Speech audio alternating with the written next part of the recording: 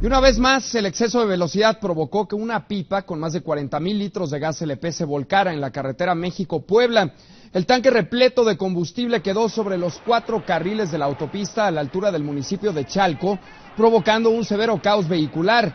Para evitar una tragedia, los bomberos traspasaron el gas a otra pipa antes de remover el tanque siniestrado con ayuda de grúas. Afortunadamente no hubo heridos.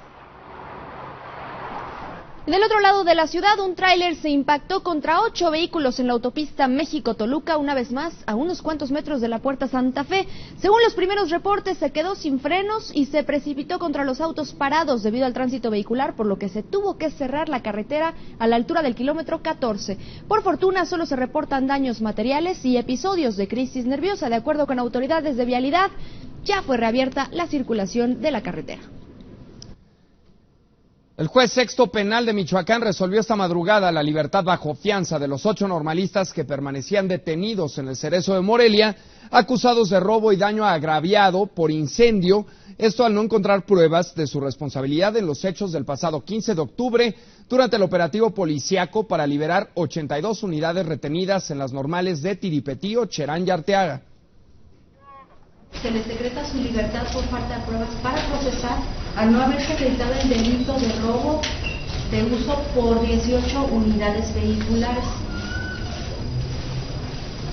Por lo que corresponde al delito de sedición, se les decreta su libertad por falta de pruebas para procesar a las 49 personas consignadas al no haberse acreditado el delito en comento. Por tanto, se hizo innecesario entrar al estudio de la probable responsabilidad que fue imputada por el Ministerio Público. Y antes de esta situación, la Procuraduría de Justicia de Michoacán impugnará la decisión al asegurar que hay una averiguación previa sólida basada en pruebas contundentes que demuestran la responsabilidad de los involucrados. Por su parte, los integrantes de la sección 18 de la CENTE levantaron el plantón que mantenían en la Plaza Melchor Ocampo y reanudarán clases en el nivel básico tras el paro que arrancó el pasado 15 de octubre con la detención de los normalistas. Desde ayer se presentaron las denuncias contra los encapuchados que ingresaron con palos, cadenas y chacos a la representación del gobierno de Michoacán en el Distrito Federal. Nancy Cárdenas, titular de la representación de ese estado, aseguró que la irrupción de los jóvenes en el inmueble ubicado en la colonia Nápoles no fue una manifestación pacífica, pues se trató de un acto vandálico. E incluso en las consignas pintadas sobre las paredes y vidrios hay insultos y amenazas. Los encapuchados permanecieron ayer durante 4 horas en el interior de la representación de Michoacán y tras negociar con el subsecretario de Gobierno del Distrito Federal, Juan José García, se retiraron sin que hubiera detenidos. Y en Michoacán, el Poder Judicial fijó una fianza de casi 3 millones de pesos al encargado del orden de la Nueva Jerusalén de esta comunidad. Pues este encargado se llama Cruz Cárdenas Salgado, quien está acusado de organizar la destrucción y quema de las escuelas de la comunidad religiosa. Sin embargo, se negó a pagar la fianza, por lo que le fue dictado auto de formal prisión de 6 años de cárcel y trasladado al penal Francisco J. Mújica de mediana seguridad. Las protestas no tardaron y habitantes de la Nueva Jerusalén se apostaron en la Casa de Gobierno para exigir la liberación de Cruz Cárdenas.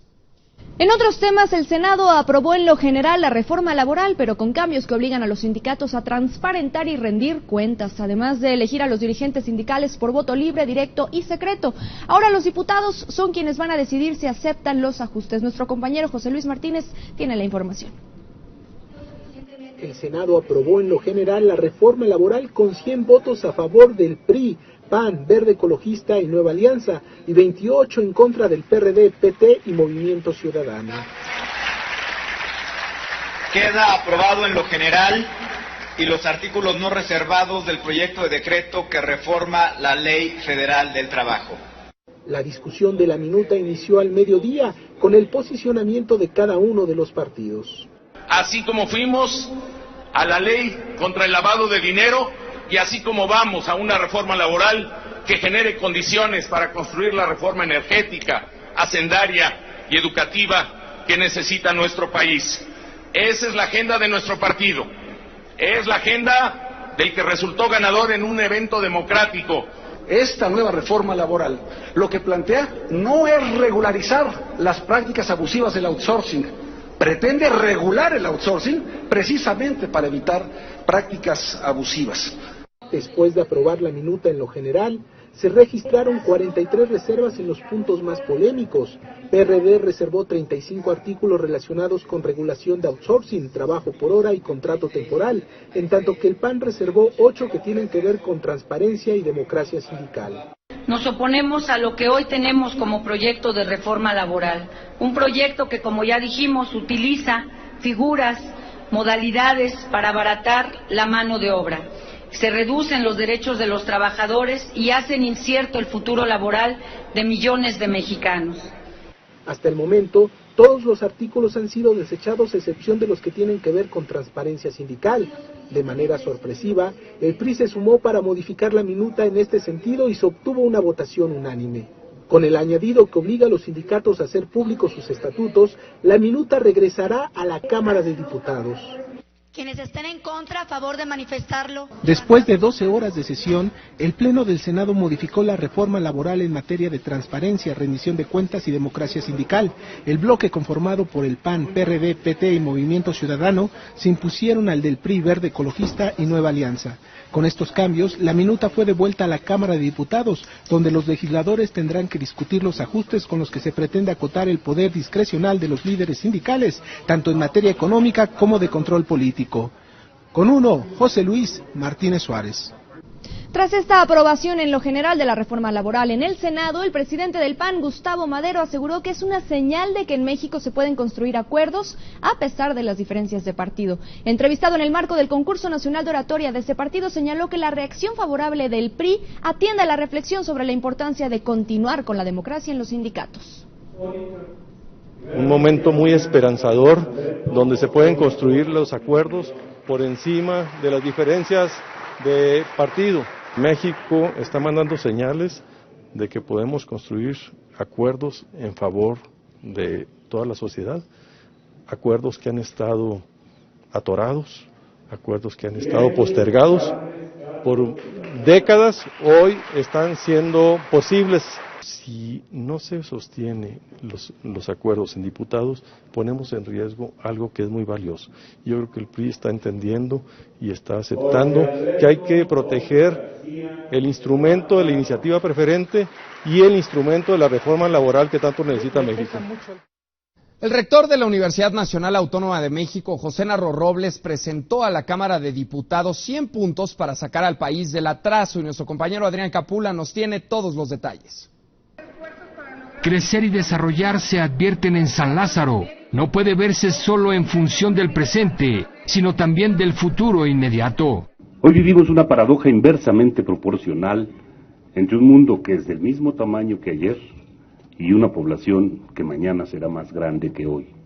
Calificada como una cita histórica, el rector de la UNAM se reunió con diputados para buscar mayor presupuesto a la educación superior, la ciencia y la tecnología. Ahí fue recibido con inusitadas muestras de admiración. Invertir en estas áreas es, a juicio de nosotros, la mejor inversión.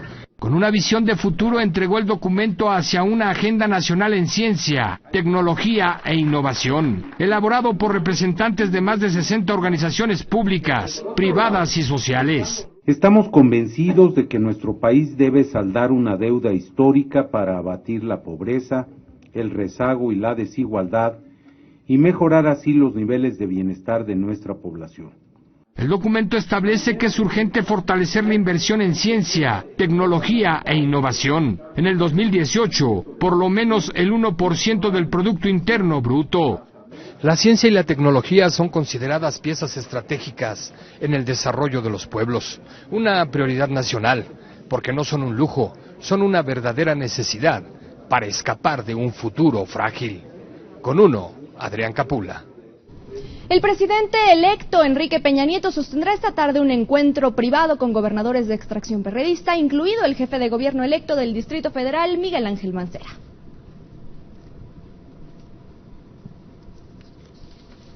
El presidente Felipe Calderón decretó el fin de la contingencia por el brote de la fiebre aviar en Jalisco. A 4 meses de que se detectó el primer caso, el virus ha sido controlado y se entró formalmente a la etapa de erradicación de la enfermedad.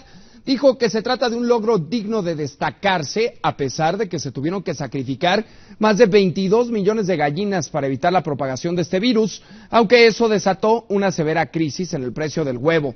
Aseguró también que dentro de un mes se recuperarán las gallinas sacrificadas y se restablecerán los niveles de producción antes de la crisis. Ha quedado totalmente controlado el brote de influenza aviar que se presentó desde mediados de este año en los Altos de Jalisco. A la fecha han ingresado a las unidades avícolas cerca de 10 millones de gallinas ponedoras, nuevas gallinas. Eso significa la entrada al mercado nacional de casi 15,000 toneladas de huevo.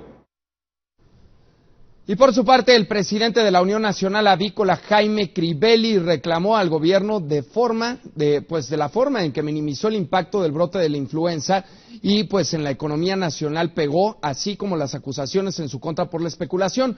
También exigió esquemas adicionales de financiamiento a tasas preferenciales con el fin de poder recuperar la producción y el precio del huevo y también la implementación de un fondo de contingencia sanitaria para enfrentar las emergencias como esta. Señor presidente, aquí cabe decir que el diagnóstico inicial de la afectación a la producción de huevo derivado del brote de influenza no fue el más adecuado, ya que se minimizó el impacto que este tendría en el mercado nacional. Y cabe señalar que México es el quinto productor de huevo en el mundo y el primer consumidor per cápita con 20.8 kilos al año por persona. Antes de la crisis, el consumo anual por persona era de 22.4 kilos, con lo que es la principal fuente de proteínas para los mexicanos. En la primera quincena de octubre, la inflación registró un crecimiento de 0.45%, que es el más bajo de los últimos 3 años para un periodo similar. Sin embargo, la tasa anual se colocó como la más alta de los últimos 3 años, al ubicarse en 4.64%. El Instituto Nacional de Estadística y Geografía señaló que las tarifas de electricidad aumentaron 12.91%, servicios profesionales, gas doméstico y loncherías con un incremento de 9.61%, y en contraste las frutas y verduras registraron un descenso de precios de 1.37%. La naranja bajó 14.66%, la papaya 6.79% y la papa 4.24%. Esta vez el precio del huevo y el pollo no presionaron a la inflación. El gobernador de Coahuila, Rubén Moreira, solicitó la aprobación de un crédito con Banobras de 950 millones de pesos. El presidente del Congreso del Estado, Eliseo Mendoza Berrueto, aclara que no se afectará a la deuda anterior y el PAN critica esta medida.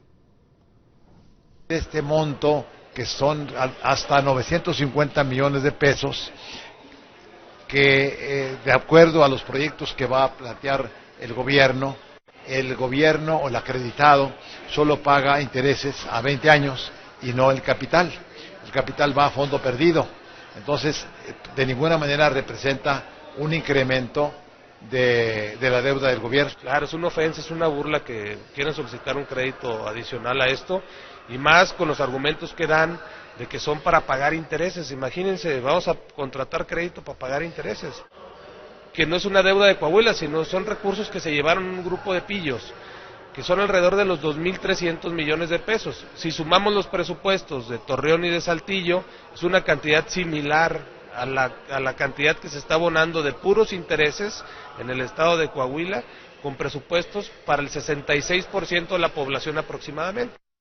En temas de seguridad, en 6 acciones distintas, elementos de la Secretaría de Marina Armada de México aprendieron en Coahuila a 9 presuntos integrantes del cártel de los Zetas. Les decomisaron más de media tonelada de marihuana, armas, 14,000 cartuchos, granadas y más de $8,500 en efectivo. Entre los detenidos se encuentra Guillermo Federico, alias El Viejo o el Z23, uno de los reos fugados recientemente del penal de Piedras Negras. La Suprema Corte de Justicia de la Nación determinó que en los casos de negligencia médica comprobados en el ISSSTE o en el Seguro Social, las personas afectadas deberán ser indemnizadas por el Estado. Para exigir la reparación del daño, los afectados solo tienen que interponer una queja administrativa directamente en la unidad médica en la que fueron atendidos, con el nombre del médico y la deficiencia en la que incurrió el médico. La obesidad es un problema que afecta a millones de mexicanos, pero cuando se trata de niños, sus efectos pueden ser letales en la salud y también en la autoestima. Veamos el caso de Paquito, un valiente que lucha por dejar atrás el sobrepeso. A los 6 años, Jesús Francisco Pérez de la Cruz tenía problemas de bajo peso. Actualmente, con 12 años de edad, padece obesidad mórbida. Según su madre, esta condición fue ocasionada por suministrar calcios y vitaminas, aunque su médico señala que tiene síndrome metabólico. Paquito, como le dicen sus amigos y familiares de cariño, no solo tiene que superar sus enfermedades ocasionadas por su peso de 130 kilogramos, también enfrenta la constante discriminación por parte de sus compañeros de grupo. No puedo caminar casi, si me canso mucho. A veces me quedo sin respiración. Elizabeth Pérez de la Cruz, madre de Paquito, recuerda que su hijo era un niño normal, más delgado que la mayoría. A los 6 años, lo llevó al hospital del puerto de Ceiba para atender su bajo peso. Nunca imaginó que la negligencia médica marcaría la vida de su pequeño. El niño desde que está tierno, sus piernas fueron normales como las de nosotros, pero lo que pasa es que a él le dijeron en el hospital que como estaba muy delgado, muy flaquito, le dieron calcio, vitaminas, y según a mí me dijeron que eso fue lo que me lo sobrepasó de peso. Roberto Cisneros de Ajuria, especialista en cirugía bariátrica y médico que lleva el caso, comentó que la historia de Paquito está cargada de problemas de hipertensión, colesterol, triglicéridos y altos problemas osteoarticulares. Por esto, a mediados de noviembre será sometido a una operación donde le colocarán un balón gástrico. Va a disminuir el colesterol, los triglicéridos, la presión arterial, va a poder movilizarse mejor y bueno, prácticamente son los objetivos, que el paciente sea un paciente sano. La meta es que Paquito pueda seguir bajando de peso, controlar sus enfermedades y sea un niño sano. Con uno, Jesús Reyes. Y nos vamos con otras cosas. El jefe de gobierno capitalino, Marcelo Ebrard, realizó el último recorrido de supervisión por la línea 12 del metro, que será inaugurada el próximo 30 de octubre y que se prevé la asistencia del presidente Felipe Calderón y del jefe de gobierno electo, Miguel Ángel Mancera, así como de legisladores locales. Afirmó que será la obra pública más importante del sexenio, no solo de la ciudad, sino de todo el país. La línea dorada conectará Mixcoac con Tláhuac, lo que permitirá reducir el tiempo de traslado de 2 horas a 72 minutos nada más.